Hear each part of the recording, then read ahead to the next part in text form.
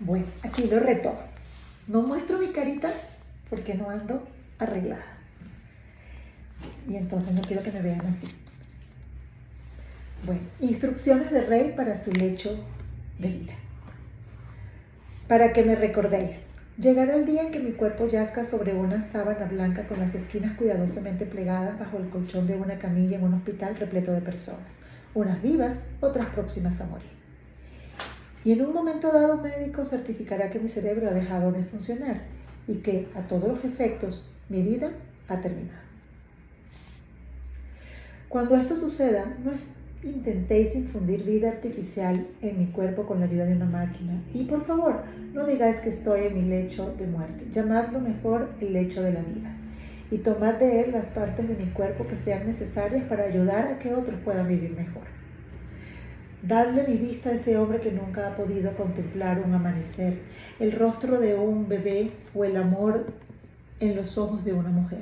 Entregad mi corazón a alguien a quien el suyo no le haya causado más que interminables días de dolor y padecimientos.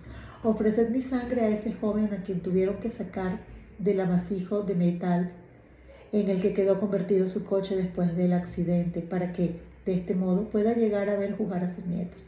Dadle mis riñones a alguien cuya vida dependa de acudir semanalmente a la cita de una máquina.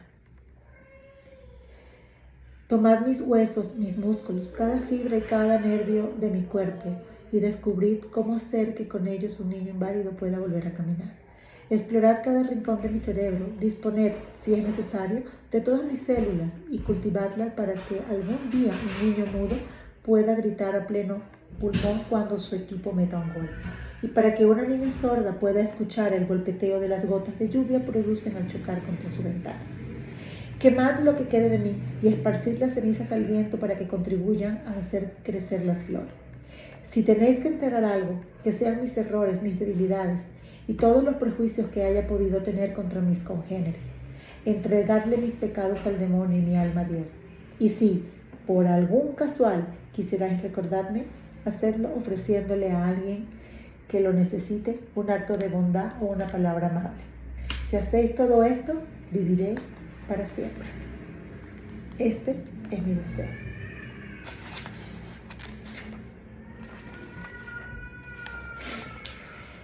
La resistencia a escuchar la voz interior.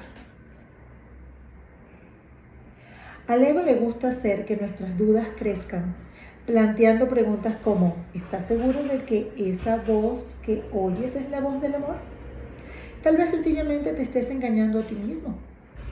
Quiere que su voz, la voz del ego, sea la primera que escuchemos.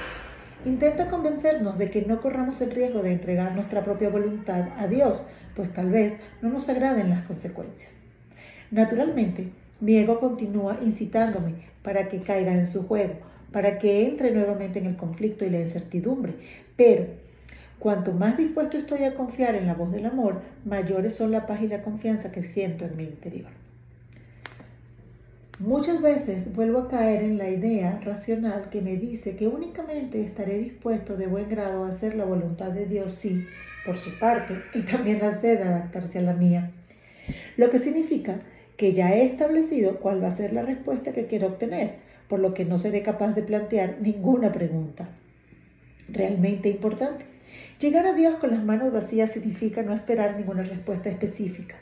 Y eso es precisamente lo que hace que mi ego se vuelva loco de desesperación, pues su mera supervivencia depende de encontrar las respuestas que satisfagan sus propios deseos.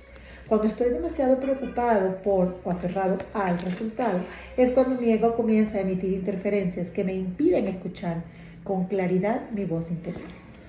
Para poder acceder a nuestro maestro interior, no es necesario que previamente nos liberemos por completo de los pensamientos de ira, de culpa o de rencor. Lo que hace posible que nuestras percepciones erróneas se transformen y corrijan es más bien nuestra propia disposición o voluntad, por pequeña que sea, de presentarle nuestros problemas a nuestro guía interior.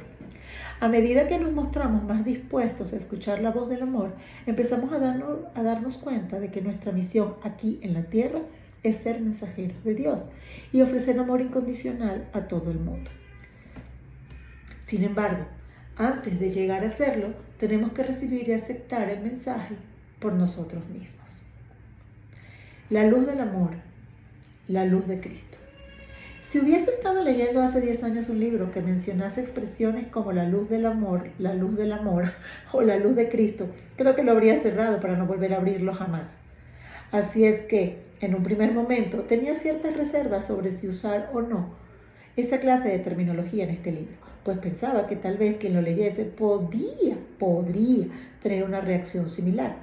Sin embargo, una parte esencial de este libro es precisamente el tomar conciencia de que somos la luz del mundo y de que lo que impide que dicha luz alcance nuestra mente consciente es la culpa y el miedo. La luz del amor, la luz de Cristo, puede considerarse como una luz que irradia a partir del centro del corazón de Dios hacia y a través de todos nosotros. Para los propósitos de esta obra, los términos luz del amor, luz de Cristo, luz de Dios y luz del mundo son equivalentes y, por lo tanto, intercambiables. También podemos concebir esta luz como la fuente de energía creativa del universo. Cada uno de nosotros, vámonos, está aquí, en este planeta, para actuar como una especie de subestación o de repetidor que emite esa luz, para que de ese modo toda culpa, todo miedo y toda separación puedan desaparecer. Nuestra mente sana cuando no vemos nada más que la luz del amor, tanto en nosotros mismos como en los demás, lo que hace que nos unamos unos a otros y actuemos como uno solo. En este proceso de sanación, reconocemos que no existe ninguna mente separada, que todas las mentes están unidas y que tan solo hay una única mente universal que, a su vez, es una con el corazón de Dios. Creo que la siguiente analogía es muy útil, o al menos lo es en mi caso, para comprender qué es la mente universal. Cierro los ojos y me imagino que todo el universo está hecho de agua. Entonces lanzo un guijarro de amor y observo cómo se crea una ola circular que se va extendiendo y afecta a su paso hasta la más mínima partícula de agua. Después, la ola vuelve a mí, afectándome de igual modo. Analógicamente, cuando la luz del amor que está presente en nuestro corazón alcanza a todos los que nos rodean, esta afecta a sus mentes y posteriormente el efecto regresa también hacia nosotros. Es algo que disipa por completo cualquier duda que podamos albergar sobre nosotros mismos o sobre quiénes somos. En un curso de milagros hay un pasaje muy penetrante sobre la luz de Cristo. En ciertas ocasiones, cuando me he sentido inseguro o lleno de dudas sobre la vida o sobre mí mismo, su lectura me ha resultado enormemente útil para elevar el ánimo y para conseguir volver a ser capaz de escuchar nuevamente la voz del amor. Si el término Cristo te resulta incómodo o te parece que tiene connotaciones negativas, simplemente puedes sustituirlo por la palabra amor. Esta es la cita del curso de milagros, dispuesta de un modo algo más poético. La visión de Cristo es lo único que se puede ver. El canto de Cristo es lo único que se puede oír. La mano de Cristo es lo único a lo que podemos asirnos. El único viaje posible es caminar con Él. Antes de que pueda haber conflicto, tiene que haber duda, y toda duda ha de ser sobre ti mismo. Cristo no tiene dudas, y de su certeza proviene su paz. Él cambiará todas tus dudas por su certeza si aceptas que es uno contigo, que esa unidad es interminable, eterna, que ya está a tu alcance porque tus manos son las suyas. Él está en ti y al mismo tiempo camina a tu lado y por delante de ti, mostrando el camino que ha de seguir para encontrarse a sí mismo por completo. Su calma se convierte en tu certeza. ¿Y dónde queda la duda cuando hay certeza? Ay, qué bonito, ¿verdad? Pero bueno, sigamos. Eliminar las resistencias. Existen muchas vías espirituales diferentes, pero en todas ellas hay un maestro, vivo o muerto, que vive como modelo del aprendizaje. Tal vez no sea imprescindible tener un maestro con el que poder identificarnos, pero a muchos sí que nos resulta útil. Antes solía considerar tanto a Dios como a mi propio maestro interior de un modo muy abstracto. Y por supuesto que me resultaba bastante difícil establecer una conexión personal, próxima e íntima con tales abstracciones. También he mostrado siempre una gran resistencia ante gurús, maestros o cualquier tipo de identificación con un maestro interior personal, especialmente si tenía por nombre Jesús. Sin embargo, llegó un momento en el que sentí que necesitaba liberarme de las viejas ideas que tenía sobre Jesús. y que debía procurar tener una mente más abierta respecto a quién era y qué representaba esta figura. En todo caso, no estaba en absoluto preparado para lo que sucedió después. Para mi total sorpresa, empecé a desarrollar lo que podíamos llamar una relación personal con Jesús. En un primer momento empecé a verlo como un mensajero de Dios que vino a nosotros para enseñarnos el perdón y el amor.